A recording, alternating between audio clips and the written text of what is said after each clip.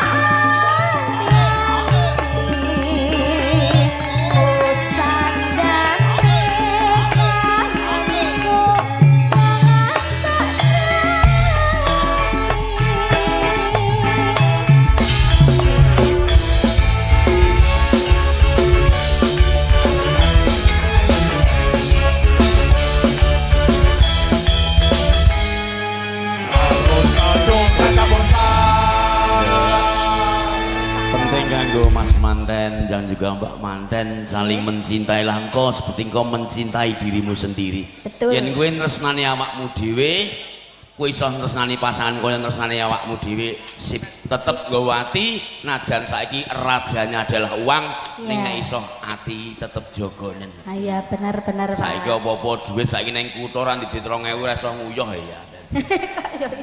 Bener. Nang desa tungke sawah isis nggih Pak nggih. Nyun amayar cobi malih Mas.